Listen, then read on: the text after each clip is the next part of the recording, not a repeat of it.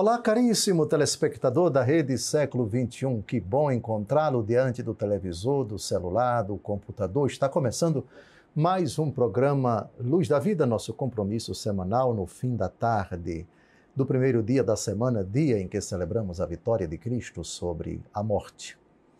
Depois de muitos programas, quase 30 programas, dedicados à introdução do nosso fascinante argumento, os Salmos na nossa vida, vamos começar hoje, finalmente, a refletir, a estudar com os padres da igreja, versículo por versículo, os 150 Salmos. Sabemos que é uma tarefa, é uma empreitada longa, demorada. Não sei se eu terei a graça de concluir esse itinerário tão longo, mas temos que começar, temos que dar o pontapé e, com a graça de Deus, espero, até onde Ele permitir, que eu seja, com o auxílio de Sua graça, exitoso nesse propósito. Salmo 1. O título desse salmo em muitas Bíblias é Os Dois Caminhos. A temática de fundo do salmo exatamente esta, é o antagonismo que o pecado possibilitou à natureza humana até ao fim dos tempos. São Paulo, na carta aos Romanos, capítulo 7, diz do drama que existe, que passou a existir em todo o ser humano depois do pecado. Conheço o bem que quero e faço o mal que não quero. Querer o bem está ao meu alcance, praticá-lo não. Quem me libertará deste corpo de morte? É o drama com o qual temos que conviver até o derradeiro instante de nossas vidas. A concupiscência que nos arrasta à prática do pecado, daquilo que não queremos fazer, que não queremos pensar, que não queremos dizer, por um lado, e o desejo, a vontade, o ímpeto, o elan da nossa alma, do nosso espírito, de fazer aquilo que agrada a Deus. Então, quais são esses dois caminhos? O caminho do bem e o caminho do mal. O caminho das trevas e o caminho da luz. O caminho da vida e o caminho da morte. O saltério se abre com essa temática que vai perpassar, já vinha perpassando, por favor, depois do pecado de Adão e de Eva, todo o Antigo Testamento, e é uma temática constante no Novo Testamento. Fazer o que agrada a Deus, andar na luz, viver na graça do Senhor, ou desobedecer a Deus, fustigado pelas nossas tendências desregradas ou tentado pelo inimigo sedutor, embusteiro, que nos propõe aquilo que desagrada a Deus. Então, o saltério se abre com uma realidade, digamos assim, onipresente na nossa vida. Temos dois caminhos, não há um terceiro,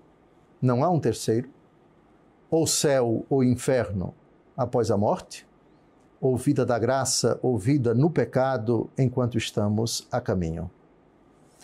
Dito isso, agora vamos ao parágrafo 1 do Salmo 1.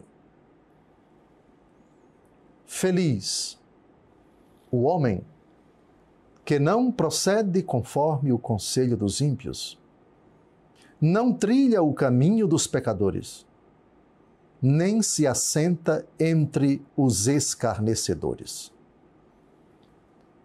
Feliz. Aqui está uma categoria que é muito cara para todos os seres humanos, quem não quer ser feliz, mas uma categoria que no cristianismo e antes no judaísmo, estamos ainda no Antigo Testamento, para nós, porque Cristo assumiu todos os salmos, porque Cristo é a razão de ser de todos os salmos, essa felicidade nos remete para o Sermão da Montanha. Bem-aventurados os Bem-aventurado é sinônimo de feliz. Portanto, o Salmo 1 é uma bem-aventurança. Bem-aventurança do Antigo Testamento, que está voltado e votado, dirigido para o Novo Testamento. Ora, nenhuma categoria de felicidade do Antigo Testamento pode escapar do conceito de felicidade dado pelo próprio Jesus no Sermão da Montanha. Portanto, Mateus capítulo 5, versículos de 1 a 11. Bem-aventurados os que têm fome e sede de justiça, os misericordiosos, os mansos, os pobres em espírito. Bem-aventurados os puros de coração, os que têm fome e sede de justiça. Bem-aventurados os misericordiosos, os que são perseguidos por causa da justiça. Todas aquelas bem-aventuranças de Mateus capítulo 5, versículos de 1 a 11, elas são, digamos assim, o ponto de chegada das bem-aventuranças do Antigo Testamento.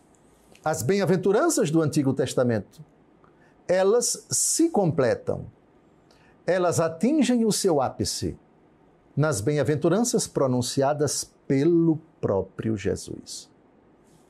Portanto, é correto você dizer que o Salmo 1 é um salmo de bem-aventurança. Mas o Salmo 1 tem também mal-aventurança. O Salmo 1 trata da infelicidade. Sim. Felizes os e infelizes os que se assentam com os escarnecedores, os que trilham o caminho dos pecadores.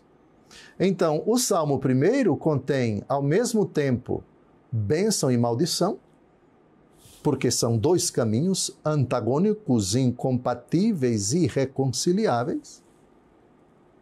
Então, podemos dizer que o Salmo 1 contém uma bem-aventurança, a bem-aventurança dos que não procedem conforme o conselho dos ímpios, os que temem o Senhor, os que meditam a sua lei dia e noite, bem-aventurados, portanto felizes.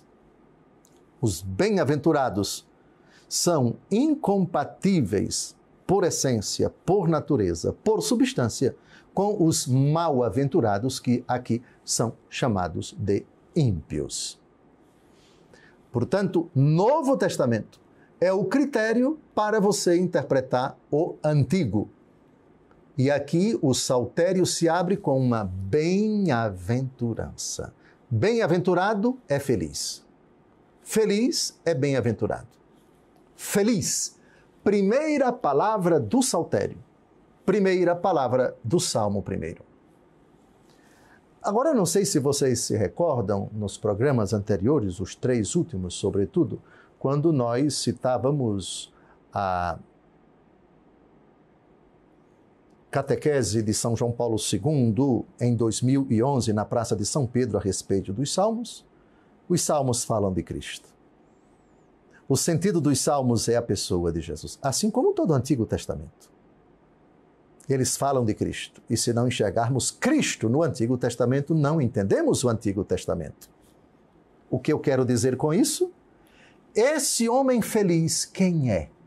Vocês já sabem. Esse homem feliz não é antes uma criatura humana que cumpre a lei do Senhor. Esse homem feliz é Jesus Cristo. Portanto, que fique bem claro, o Salmo 1 fala da pessoa de Jesus. É profecia sobre Jesus. Depois de Jesus, ele disse em Mateus capítulo 11, aprendei de mim, que sou manso e humilde de coração. Portanto, a primeira frase do saltério, a primeira frase do Salmo 1 é uma profecia sobre Jesus. E tenho a prova. Santo Agostinho, comentando esse versículo, diz o seguinte, aspas, fique sentado, para não cair de costas de tanta surpresa e tanta felicidade. Trata-se de nosso Senhor Jesus Cristo, homem e Senhor. Feliz o homem que não procede conforme o conselho dos ímpios, como o homem terreno, que consentiu na sugestão da mulher, enganada pela serpente, e desobedeceu aos preceitos de Deus. Não trilha o caminho dos pecadores. Cristo, de fato, veio pelo caminho dos pecadores, ao nascer como os pecadores, mas não se deteve, porque não o retiveram as seduções do mundo. Nem se assenta entre os escarnecedores.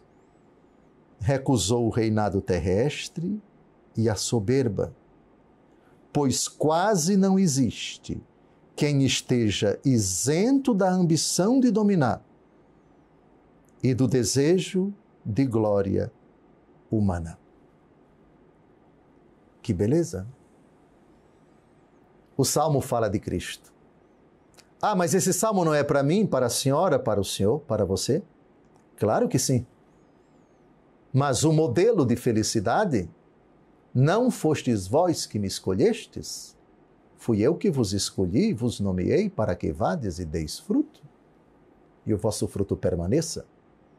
A frase que ecoa, subjazendo este salmo, aprendei de mim. Assim o cristão reza esse salmo, olhando para Cristo.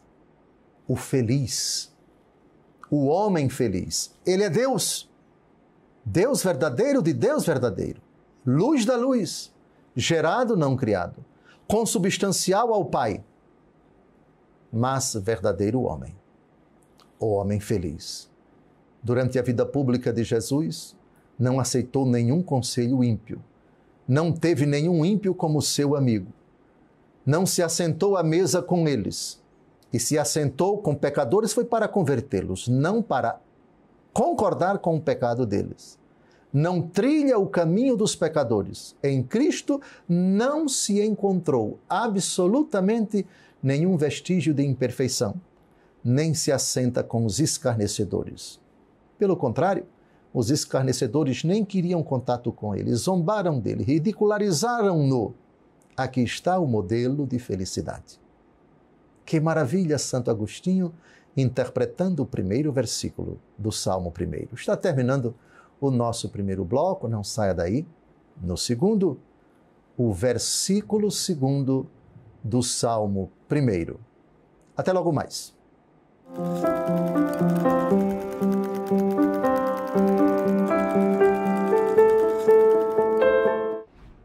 Olá, caríssimo telespectador da Rede Século XXI, obrigado por ter permanecido conosco depois desse breve intervalo. Está começando o nosso segundo e último bloco do nosso compromisso semanal, programa Luz da Vida.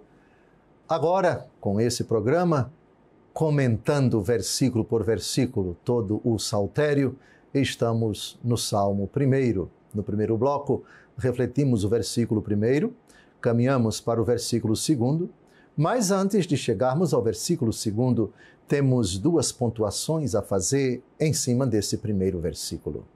E é uma pontuação, digamos assim, muito atual para algumas pessoas. Na verdade, a palavra de Deus utiliza vícios de linguagem, gêneros de linguagem, que são esquecidos, regras de língua portuguesa, formas de expressão, em que você utiliza uma expressão para representar uma realidade bem maior do que ela. Quando você toma uma parte para falar do todo. Ou seja, você pode, quando você tem um universo, se referir a esse universo todo, ou você pode se referir a esse universo todo utilizando uma parte desse universo. Quando uma parte representa todo, o todo. Onde é que eu quero chegar? Eu quero chegar na palavra homem. Versículo 1, novamente. Feliz o homem, que não procede conforme o conselho dos ímpios, não trilha o caminho dos pecadores, nem se assenta entre os escarnecedores. Feliz o homem, mas e as mulheres? Será que esse salmo tem um vestígio de machismo? Porque utilizou a palavra homem e não utilizou a palavra mulher? Seria mais consonante com a dignidade da mulher que o autor do salmo escrevesse: feliz o homem e feliz a mulher que não procede conforme o conselho dos ímpios, não trilha o caminho dos pecadores, nem se assenta entre os escarnecedores? A resposta é não. O salmista, ao falar homem, ele se refere a todo o gênero humano. Também as mulheres são objeto da bênção de Deus. E vou citar para vocês um texto de São Basílio Magno, São Basílio de Cesareia, na Ásia Menor, atual cidade de Kayseri, na Turquia. Ele nasceu no ano 330 e morreu no ano 379. Na homilia primeira sobre os Salmos, parágrafo 7, ele vai dizer o seguinte: vejam, nós estamos há quase 1.700 anos. Quase 1.700 anos.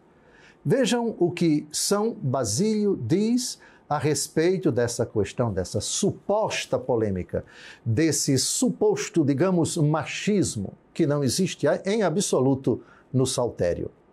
Com a palavra São Basílio Magno. Aspas. Por que o profeta escolheu somente o homem para proclamar feliz? Por acaso excluiu a mulher da bem-aventurança? Certamente não. De fato, uma só é a virtude, tanto na mulher como no homem, já que foram criados idênticos em honra. Por isso, também a recompensa será igual para os dois. Com efeito, no livro do Gênesis, lemos: Deus fez o homem à imagem de Deus. Ele os fez homem e mulher. Aqueles que têm a mesma natureza têm igual comportamento. Simplesmente fantástico. Hoje existe uma mentalidade por aí para acrescentar uma terceira alternativa. Todos, todas e todes. Qual a posição da igreja sobre isso? Homem e mulher.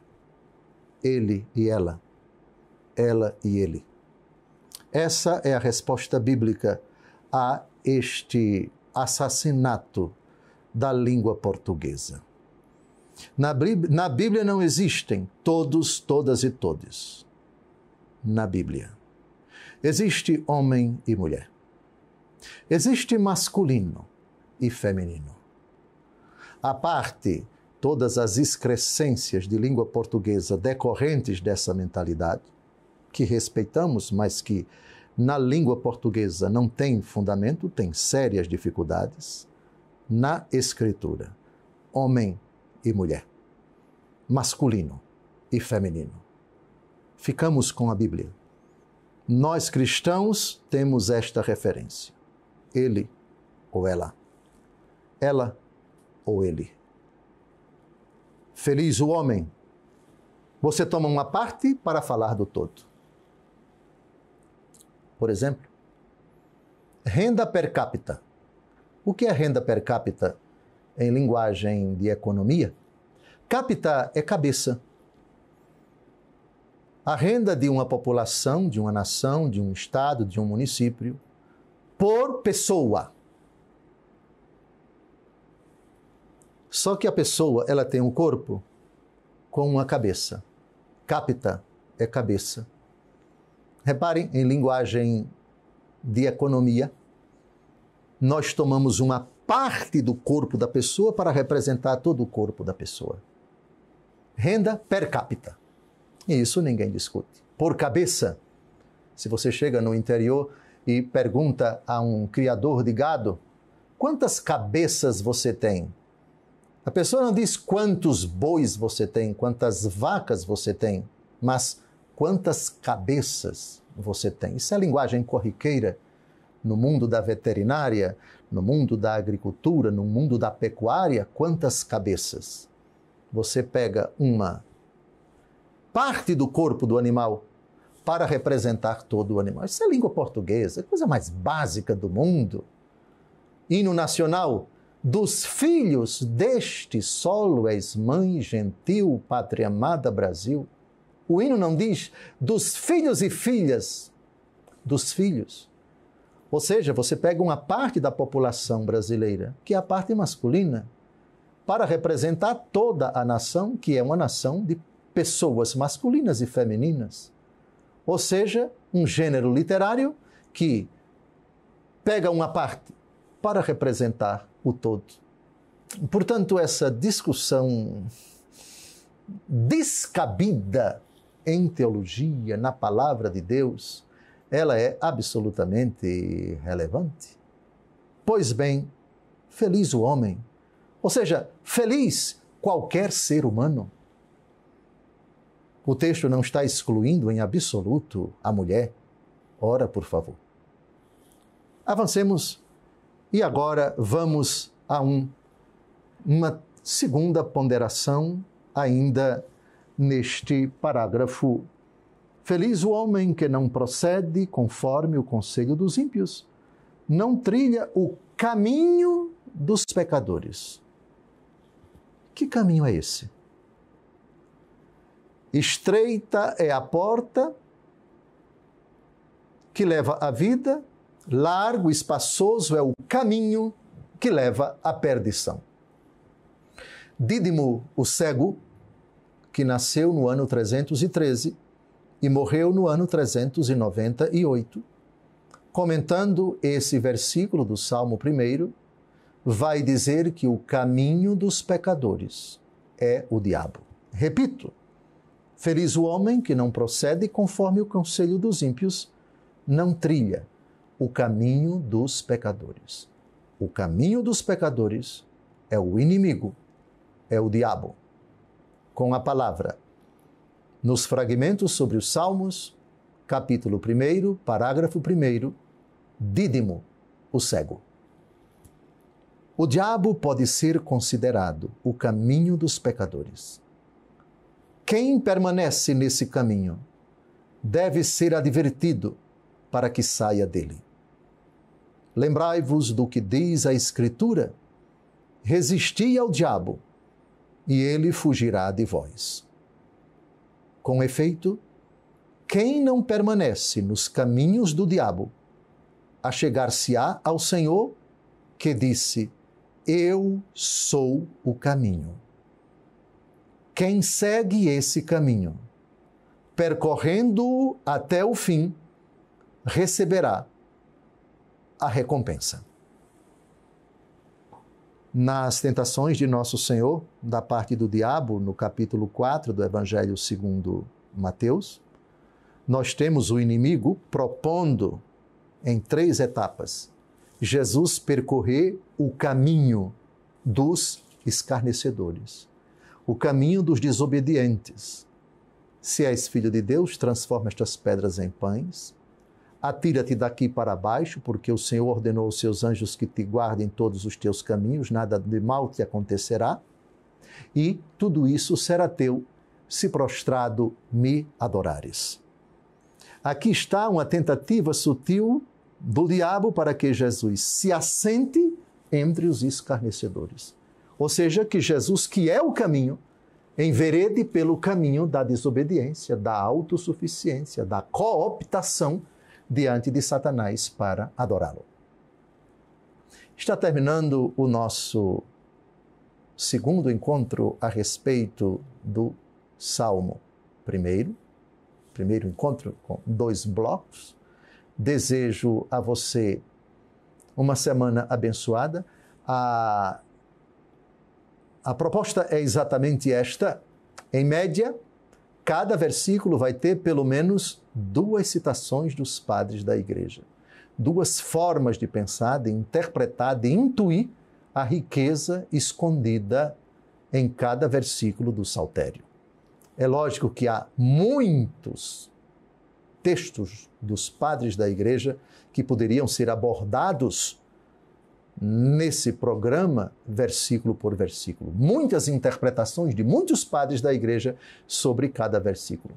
Mas, se eu explorasse isso, nós passaríamos um ano para refletir um único salmo, o que, infelizmente, não podemos fazer. Mas a ideia é, pelo menos, 2 padres da Igreja a comentar essa riqueza escondida em cada versículo dos Salmos, e acho que com esse programa de 2 blocos você já tem mais ou menos uma ideia de como será a nossa dinâmica nesse estudo dos Salmos. Um grande abraço, uma semana abençoada e até o próximo domingo, se Deus quiser. Felicidades!